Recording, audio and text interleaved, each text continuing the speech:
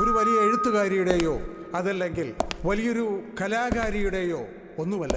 ഒരു നർത്തകി ജീവിക്കാൻ വേണ്ടി വളരെയധികം പ്രയാസങ്ങൾ ഒതുക്കിവെച്ച് ജീവിതത്തിൻ്റെ ബന്ധാവിലേക്ക് ഗൾഫിലേക്ക് കയറി വന്ന ഒരു പാവം പെൺകുട്ടി. അവളുടെ ഡയറി കുറിപ്പുകൾ എഴുതിയ കൈപ്പടയുടെ ചിത്രങ്ങൾ മാത്രം. അതാണ് ഇന്ന് നമ്മൾ ഒരു പുസ്തക രൂപത്തിൽ ഇവിടെ പ്രകാശനം ചെയ്യപ്പെടുന്നത്. ഒരിക്കലും ഇത്തരം ലളിതമായ രീതിയിൽ നടത്തേണ്ടുന്ന ഒരു ചടങ്ങല്ല ഇതെന്ന് എനിക്കറിയാം. എഴുത്തുകാരുടെ ആഗ്രഹവും ഇതുതന്നെ ആയിരിക്കാം. ഇത്തരമൊരു കൊച്ചു സദസ്സിന് മുന്നിലുള്ള ഈ പുസ്തക പ്രകാശനം എഴുത്തുകാരിയുടെ അഭാവത്തിൽ അവരെ സ്മരിച്ചുകൊണ്ട് ബഹുമാന്യയായ ഇന്ത്യൻ കോൺസുലേറ്റർക്ക് ഈ പുസ്തകം സമ്മാനിച്ചുകൊണ്ട് ഞാൻ ഈ പുസ്തകം പ്രകാശനം ചെയ്തതായി അറിയിക്കുന്നു.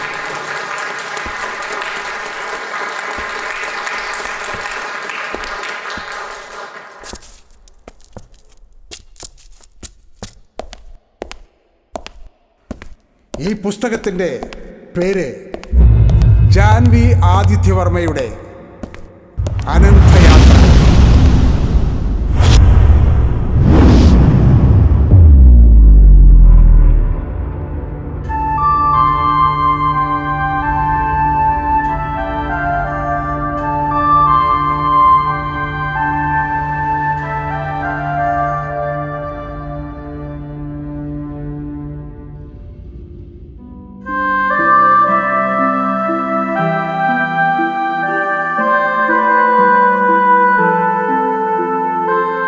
ഇന്നത്തെ ഈ കണ്ണിമ എന്ന പ്രോഗ്രാമിൽ നമ്മൾ പരിചയപ്പെടുത്തുന്നത് ഒരു സിനിമാക്കാരിയോ സാഹിത്യകാരിയോ നർത്തകിയോ അങ്ങനെയുള്ള ഒരു സെലിബ്രിറ്റിയോ അല്ല, മറിച്ച് ഈ പ്രവാസ ജീവിതം നയിക്കുന്ന ഒരു സ്ത്രീയെയാണ്, ജാൻവി ആദിത്യവർമ്മ.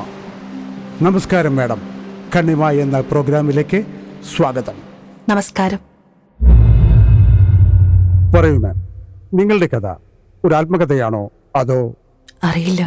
പിന്നെ അനുഭവങ്ങൾ പഠിപ്പിച്ചത്, അനുഭവിച്ചറിഞ്ഞത്. ഇനി ആർക്കും ഇങ്ങനൊരു അനുഭവം ഉണ്ടാവരുതെന്ന് പ്രാർത്ഥിക്കുന്നത്. ഓ, അപ്പോൾ ഇതൊരു കഥയാണ്? പരമാർത്ഥ സത്യം. അല്ല, അതിപ്പോ എന്തേ, സത്യങ്ങൾക്ക് മറ്റു വല്ല പേരുകളുണ്ടോ? നോ മാഡം, അനുഭവിച്ചറിഞ്ഞ പരമാർത്ഥങ്ങൾ എന്നൊക്കെ പറയുമ്പോ ഏതു മുഖേനയും മനസ്സിനെയും ശരീരത്തിനെയും പീഡിതമാക്കപ്പെട്ട ചില യാഥാർത്ഥ്യങ്ങൾ, അതിന്റെ വക്താക്കൾ അങ്ങനെയൊക്കെ കാണില്ല.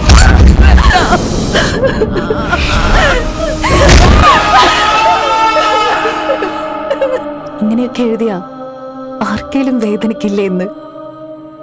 വേദനയും ഒരു സത്യമല്ലേ സർ? അതെ, പക്ഷേ അതല്ല എന്റെ ലക്ഷ്യം. ആരെയും വേദനിപ്പിക്കലല്ല. ഇപ്പൊ വേദനിക്കുന്നവരോ മുൻപ് വേദനിപ്പിച്ചവരോ എന്റെ ലക്ഷ്യങ്ങളേ അല്ല. നിങ്ങൾ ഉദ്ദേശിക്കുന്ന ഉത്തരങ്ങൾ എന്നിൽ നിന്ന് കിട്ടുന്നില്ലല്ലേ? മനസ്സിലായില്ല. ഞാൻ എന്തുത്തരങ്ങൾ പ്രതീക്ഷിച്ചു? ഈ സമൂഹത്തിൽ ഒന്നുമല്ലാത്ത കേവലം ആയിനോട് ചോദ്യങ്ങൾ ചോദിക്കാൻ ഒരു മാധ്യമ പ്രവർത്തകന് ഇത്രയും വിഷയദാരിദ്ര്യമോ? മാഡം പ്ലീസ്, നിങ്ങൾ പുച്ഛിക്കുന്നു, പരിഹസിക്കുകയാണ്. അല്ല, നിങ്ങളിപ്പോ അനുഭവിക്കുന്ന മനോവിഷമത്തെ കുറിച്ചാണ് പറഞ്ഞത്. I am sorry. മാഡം, നിങ്ങൾ എങ്ങനെയാണ് ഈ അറബി നാട്ടിലെത്തപ്പെട്ടത്? ഞാനെന്ത് ചിരിച്ചത്?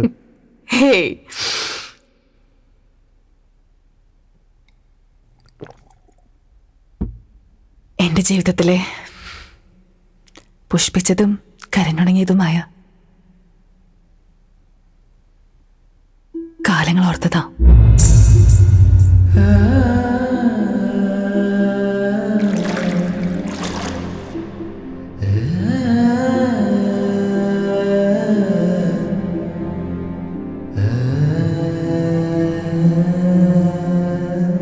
ഒരു കർക്കിടക സന്ധ്യയ്ക്ക് തകർത്ത് പെയ്യുന്ന മഴയിൽ ആളൊഴിഞ്ഞ ബസ് സ്റ്റോപ്പിൽ ഒറ്റപ്പെട്ടു പോയ നിമിഷം, എങ്ങു നിന്ന് വന്നൊരു കാറ് നിർത്തി ഗ്ലാസ് താഴ്ത്തി നേരം ഇരട്ടി തുടങ്ങി എന്നെ ഓർമ്മിപ്പിച്ചു. കൂട്ടത്തിൽ വിശ്വാസമുണ്ടെങ്കിൽ വീട് വരെ ലിഫ്റ്റ് തരാമെന്നൊരു ഓഫറും. പിന്നീട് അയാളെ നിങ്ങൾ കണ്ടിട്ടില്ല? കണ്ടു, പലയിടത്തും വെച്ച് കണ്ടു. ഓ ഞങ്ങൾ ഏറെ നേരം സംസാരിക്കുമായിരുന്നു. ഒരുമിച്ച് കോഫി കഴിക്കുമായിരുന്നു. ഒരുമിച്ചിരുന്ന് സിനിമ കാണുമായിരുന്നു. യെസ്. പിന്നെ നിങ്ങളുടെ ആകാംക്ഷ പോലെ ഒന്നും നടന്നില്ല. ഞങ്ങൾ നല്ല സുഹൃത്തുക്കളായിരുന്നു. എന്താ പറഞ്ഞു വന്നപ്പോ ഒരു കുളിര് തോന്നിയിരുന്നല്ലേ? ഒന്നുമില്ല മാം, മാഡം പറഞ്ഞോളൂ പ്ലീസ്. ദിവസങ്ങൾ പോകെ പോകെ എനിക്ക് അയാളെ കാണാതെ ഒരു ദിവസം പോലും തള്ളി നീക്കാൻ പറ്റില്ലെന്നായി. ഞാനത് ആദിയോട് പറഞ്ഞു. ആദി? ആദി, അതാണ് അവന്റെ പേര്, ആദിത്യവർമ്മ. ഈ ആദിത്യവർമ്മയ്ക്ക് വർത്തമാനം പറച്ചിലും ചായ കുടിയും സിനിമ കാണലും ഇതിലൊക്കെ ആയിരുന്നോ കമ്പം? അതോ ഛേ, നിങ്ങൾ എന്തൊരു ബോറനാണ്. ആയിരിക്കാം, പലരും അങ്ങനെ പറയുന്നുണ്ട്. So come to the point. നിങ്ങളിത് പറഞ്ഞപ്പോ ആദിയുടെ പ്രതികരണം എന്തായിരുന്നു? ആദിക്കും എന്റെ അതേ അവസ്ഥ തന്നെയായിരുന്നു. അന്ന് ഞങ്ങൾ ഒരു തീരുമാനം എടുത്തു, ഒരുമിച്ച് ജീവിക്കാൻ. Good, fantastic. എത്രയെന്ന് വെച്ചാ? കണ്ടിന്യൂ. ഞങ്ങളുടെ ബന്ധം ഇരു വീട്ടുകാരും അറിഞ്ഞു. എതിർപ്പുകളും ആക്രമണവും വധശ്രമവും പോലീസും കോടതിയും എന്തോ രാജ്യദ്രോഹ കുറ്റം ചെയ്തവരെ പോലെ പാത്തും പതുങ്ങിയും ഒളിഞ്ഞും ജീവിച്ച കാലങ്ങൾ. നാട്ടിലും വീട്ടിലും ഭ്രഷ്ട് കൽപ്പിച്ചു. എവിടെ വെച്ച് ഞങ്ങളെ കണ്ടാലും കൊന്നുകളയാൻ പോലും ആളുകളെ തയ്യാറാക്കിയിരുന്നു. ഓ അങ്ങനെ. അവിടെ നിന്നുള്ളൊരു പലായനമായിരുന്നു ഇവിടേക്കല്ലേ? അല്ല അല്ലേ? അല്ല, ഞാൻ തനിച്ചാണ് ഇവിടേക്ക് വന്നത്. C don't trouble me. ഞാൻ കണ്ടത്, ഞാൻ പരിചയപ്പെട്ടത്. സേവകൻ, എന്റെ ഭർത്താവ് എന്ന് സ്വയം പരിചയപ്പെടുത്തുന്നവൻ, അതിന്റെ ആദിയല്ല.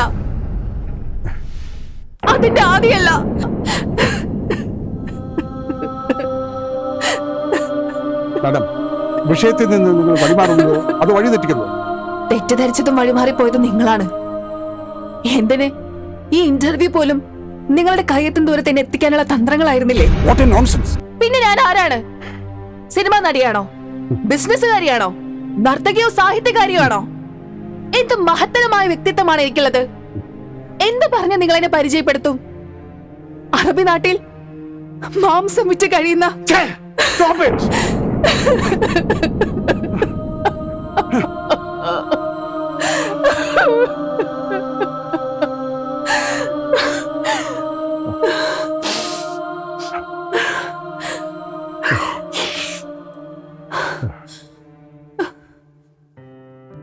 നിങ്ങൾ എന്നോട് കോപിച്ചതില്ലെന്ന് എനിക്കറിയാം.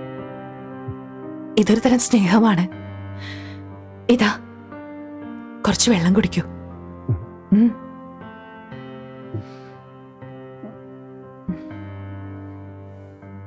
നിങ്ങൾ എന്നെ വല്ലാതെ ആഗ്രഹിക്കുന്നുണ്ടല്ലേ? അയ്യോ, ഗ്ലാസ് പൊട്ടിയില്ലോ. പണത്തിന് വേണ്ടിയായിരുന്നു സർ ഞാൻ ഈ വേഷങ്ങൾ മുഴുവൻ കിട്ടിയത്. എത്ര വേഷങ്ങൾ, വേഷപ്പകർച്ചകൾ. ഞാൻ തുന്നൽക്കാരിയായിരുന്നു, ട്യൂഷൻ ടീച്ചറായിരുന്നു, നൃത്താധ്യാപികയായിരുന്നു. പക്ഷെ രാത്രിയിലുള്ള എന്റെ വ്യഭിചാരിണി എന്നുള്ള പേര് മാത്രം എല്ലാവർക്കും അറിയൂ. കോൾ ഗേൾ, വേശ്യ, തേവിടിച്ചി.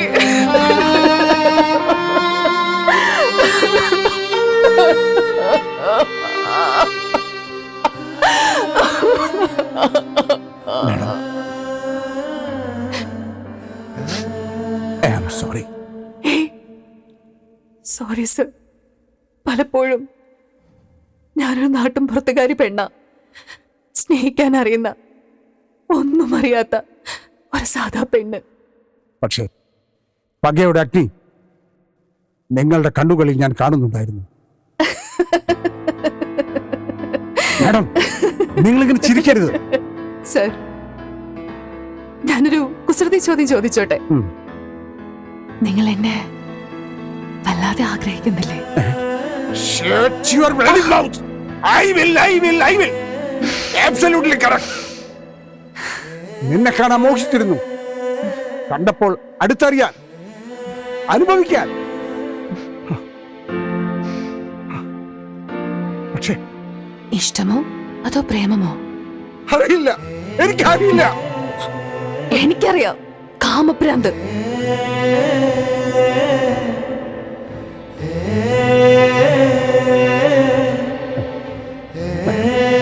നീ എന്ന് വിളിച്ചാ മതി. സോറി. എനിക്ക് ഇച്ചിരി വെള്ളം തരുമോ? എടുത്തോളൂ. Madam, are you okay? Okay. കരിച്ചു കളഞ്ഞതും സ്വയം കരിഞ്ഞുണങ്ങിയതുമായ ജീവിത യാഥാർത്ഥ്യങ്ങളിൽ മനസ്സിലെവിടെയോ അഗ്നിനാളമേൽക്കാതെ പച്ച പുതച്ചു നിൽക്കുന്ന എന്നിലെ സംഗീതവും നൃത്തവും.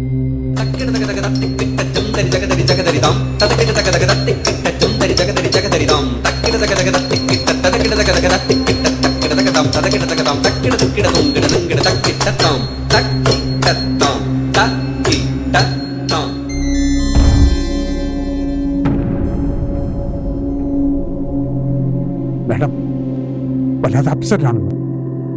Madam, if you don't mind, വിവാഹിതയായ മാഡം തനിച്ച് ഇവിടെ വന്നത്? വരേണ്ടി വന്നു. അല്ലെങ്കിൽ കാലം എന്നെ ഇവിടെ എത്തിച്ചു. ഒരൊഴിവ് ദിവസം സിനിമ കാണാൻ വേണ്ടി ഞങ്ങൾ പോയി. തിരിച്ചു വരും വഴി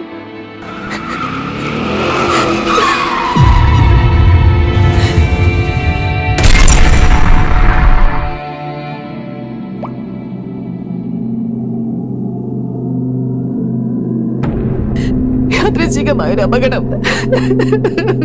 അപ്പോൾ ആദി? നട്ടെല്ലിനായിരുന്നു അപകടം.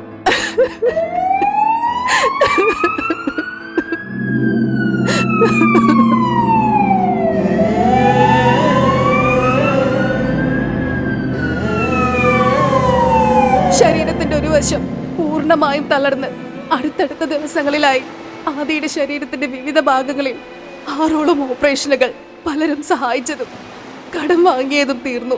വീറും വാശിയും ലജ്ജയും മറന്ന് യാചകരെക്കാളും തരം താഴ്ന്ന് ഇരു വീട്ടുകാരെയും സമീപിച്ചു. സഹായം ചോദിച്ചു. തന്നില്ല. ആരും ഒന്നും തന്നില്ല. ഈ വിവരം അറിഞ്ഞു ഇരു വീട്ടുകാരും ആദിയെ കാണാൻ പോലും വന്നില്ല. വന്നു ആദിയുടെ വീട്ടുകാർ. ഞാനും ആദിയും തമ്മില് ഒരു ബന്ധവുമില്ലെന്ന് എഴുതി കൊടുക്കാമെങ്കിൽ ആദിയെ ചികിത്സിക്കാമെന്ന്. ഒന്നിനും പറ്റാതെ വന്ന ഒരുമിച്ച് ആത്മഹത്യ ചെയ്യാമെന്ന് പറഞ്ഞ് ആദ്യം അവരെ പറഞ്ഞു വിട്ടു. അവരും വന്നു എന്നെ കൊല്ലാൻ, കുറെ ആളുകളുമായിട്ട്. അറിയില്ല, കൊല്ലാൻ വന്നവർക്ക് പറ്റിയ കൈപ്പിഴയോ അന്നേരം അവിടെ ഉണ്ടായിരുന്ന നല്ല മനുഷ്യരുടെ ചെറുത്തുനിൽപ്പോ. ഞാൻ മരണത്തിൽ നിന്ന് രക്ഷപ്പെട്ടു. അതിലൊരാൾ, അയാൾ എന്നെ ഇവിടെ കൊണ്ടുവന്നു. ഒരു തൊഴിൽ പഠിപ്പിച്ചു, ജീവിതം പഠിപ്പിച്ചു.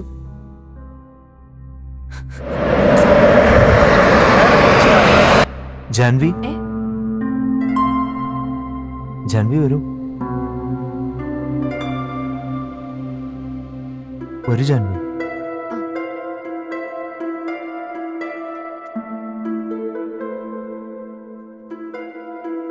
ആ ജാൻവി,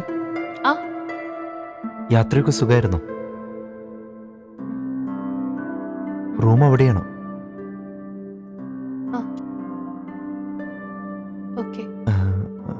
ജാൻവി, മാറാൻ ഡ്രസ്സോ മറ്റോ ഉണ്ടോ? ഞാൻ പുറത്തു പോകുന്നുണ്ട്. എല്ലാം എന്റെ കയ്യിലുണ്ട്. വേണ്ട.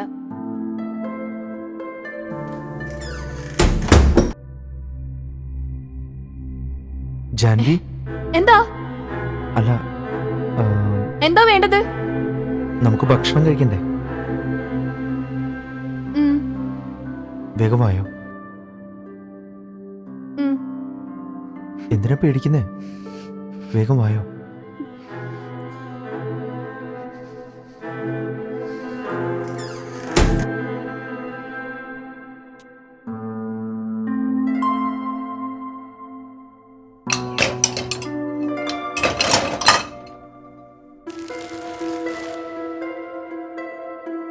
ഇതിലൊത്തിരി കറികളുണ്ടല്ലോ. ഉണ്ട്, വെച്ചതും വറുത്തതും എല്ലാം ഉണ്ട്. ജാൻവി എല്ലാം എടുക്കൂട്ടോ. വേണമെങ്കിൽ എടുക്കാം. ജാൻവി, നീ ഒരു സുന്ദരിയാണ് കേട്ടോ.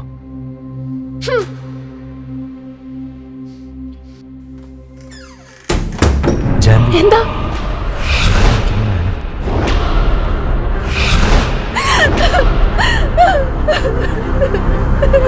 വേണ്ട.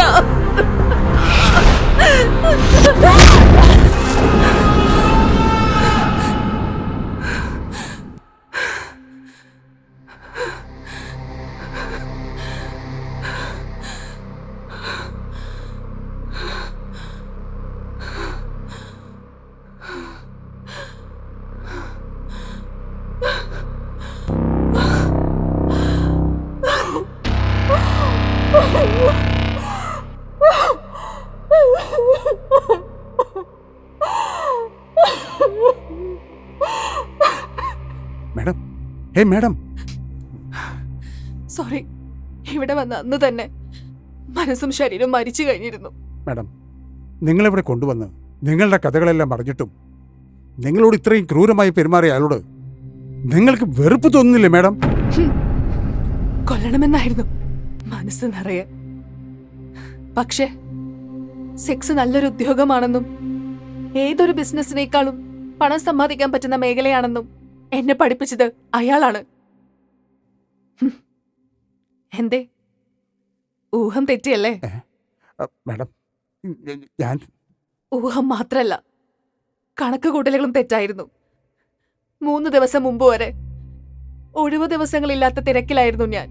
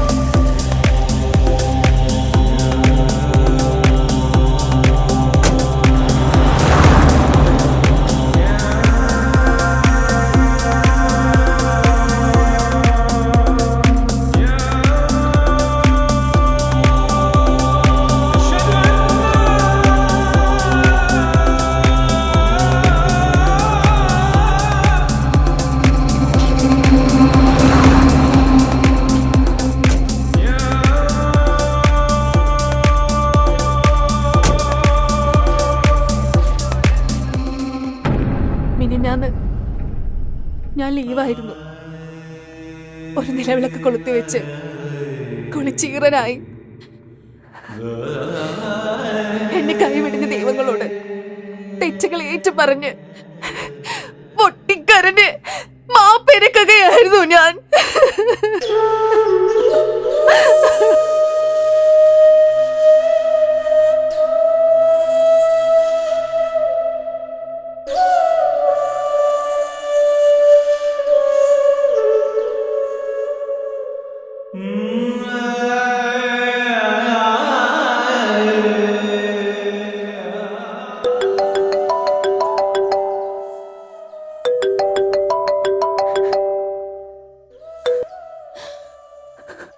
ഹലോ മോളെ, ചെയ്തായിരിക്കാണ് ആയിക്ക.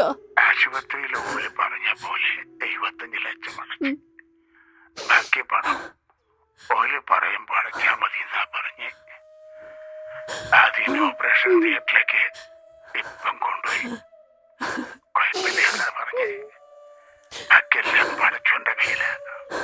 മോളെ കൈയെടുത്ത് വിളിച്ചോളി. ഞാനിനി ഓപ്പറേഷൻ കഴിഞ്ഞിട്ട് വിളിക്കാം.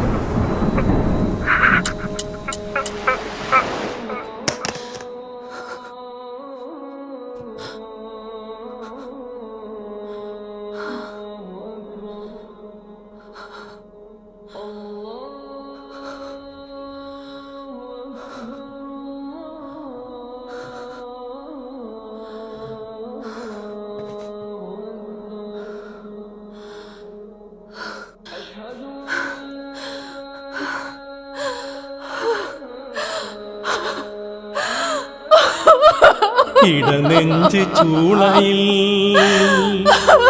മൃദിതൻ കനൽ സന്ധ്യ ചിറകടിച്ചെങ്ങോ പറന്നു വന്നു. ഇടനെഞ്ച് ചൂളയിൽ മൃദിതൻ കനൽ സന്ധ്യ ചിറകടിച്ചെങ്ങോ. എനിക്കിനി പ്രതീക്ഷകളും പ്രത്യാശകളുമില്ല. അതുകൊണ്ട് തന്നെ എനിക്കിനി പണവും വേണ്ട. ആരൊക്കെയോ എന്തൊക്കെയുള്ള ഒരു അനാഥയാണ് ഞാൻ ഈ എഴുതുന്നതിന് എഴുത്തുകാരെ പോലുള്ള ചിട്ടകളോ അക്ഷരസമ്പത്തോ ആശയമാധുര്യമോ ഒന്നും കണ്ടെന്നു വരില്ല. എന്റെ കൈപ്പടയിൽ ഞാൻ കുറിക്കുന്ന അക്ഷരങ്ങൾ എന്റെ ഹൃദയഭാഷയാണ്. ഇതിലെ അക്ഷരക്കൂട്ടുകൾക്ക് എന്റെ ജീവശ്വാസത്തിന്റെ താളമാണ്. അത് ഈ ലോകം അറിയണം. ഞാനും ഈ ഭൂമിയിൽ ജീവിച്ചിരുന്നുവെന്ന് തലമുറകൾ അറിയും. മാഡത്തിന്റെ കഥ ലോകമറിയും. ഞാനതറിയിക്കും. മാഡത്തിന് എന്നെ വിശ്വസിക്കാം. ഞാനൊരു യാത്രയ്ക്ക് ഒരുങ്ങുകയാണ്. എവിടേക്ക്? അറിയില്ല. അനന്തമായൊരു യാത്ര. അനന്തയാത്ര. ഞാനൊന്ന് ചോദിച്ചോട്ടെ? ചുമ്മാ ഒരു കൗതുകത്തിന് വേണ്ടി ചോദിക്കുന്നതാ. സത്യത്തിൽ നിങ്ങൾക്ക് എന്നോട് സ്നേഹമാണോ അതോ? Madam please. അറിയാം, ഇപ്പൊ നിങ്ങൾക്ക് എന്നോട് പ്രണയമാണ്. വൈകിപ്പോയി. ഇപ്പൊ എന്റെ മനസ്സും ശരീരവും മരിച്ചു കഴിഞ്ഞല്ലോ സാറേ. പോട്ടെ. ഏയ്, എന്താ? ഓപ്പറേഷൻ കഴിഞ്ഞ് സുഖപ്പെട്ടു വരുന്ന എന്റെ ആദിക്കായി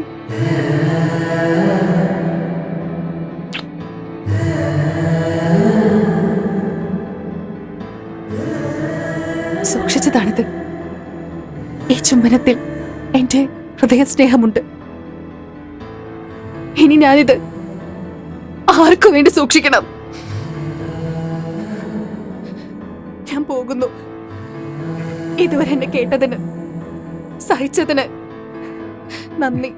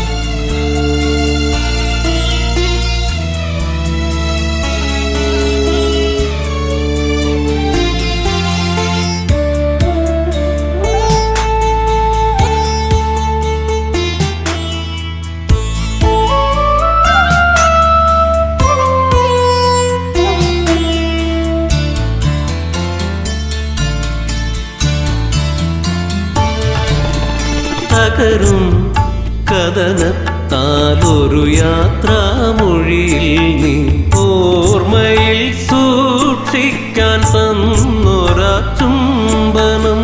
ഒരു വ്യാഴവട്ടത്തിൻ വ്യഥകൾ കുറിച്ചിട്ട കണ്ണീർ പെരുമഴ പുഴയായി ഒഴുകുന്നു.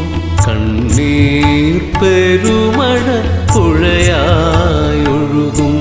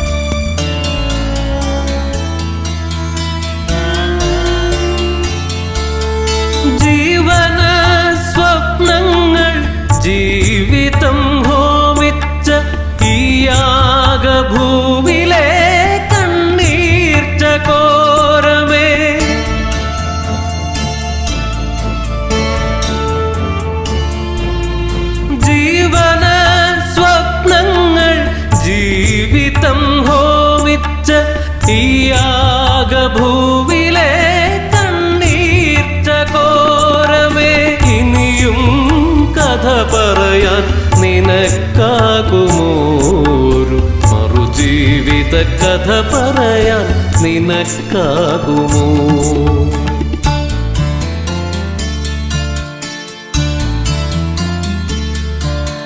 തകരും കഥനത്താലൊരു യാത്രാമൊഴിയിൽ നീ ഓർമ്മയിൽ സൂക്ഷിക്കാൻ തന്നൊരാ ചുംബനം.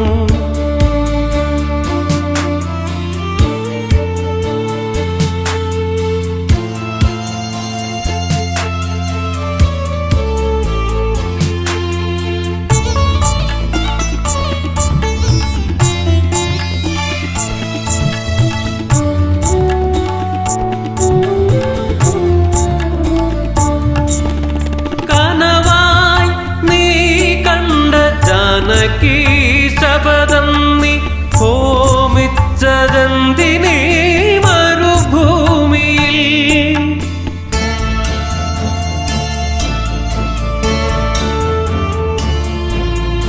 കനവായി നീ കണ്ട ജാനകി ശപഥം നീ ഹോമിച്ചതെന്തിനീ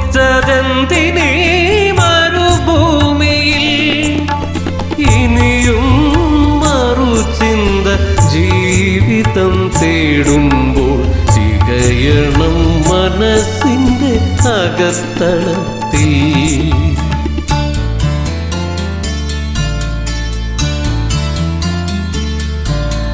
തകരും കഥനത്താലൊരു യാത്രാമൊഴിയിൽ നീ ഓർമ്മയിൽ സൂക്ഷിക്കാൻ തന്നൊരാ ചുംബനം. ഒരു വ്യാഴവട്ടത്തിൻ വ്യഥകൾ കുറിച്ചിട്ട കണ്ണീർ പെരുമഴ പുഴയായി ഒഴുകുന്നു. കണ്ണീർ പെരുമഴ പുഴയായി ഒഴുകുന്നു. തകരും കഥനത്താലൊരു യാത്രാമൊഴിയിൽ നീ ഓർമ്മയിൽ സൂക്ഷിക്കാൻ തന്നൊരാ ചുംബനം.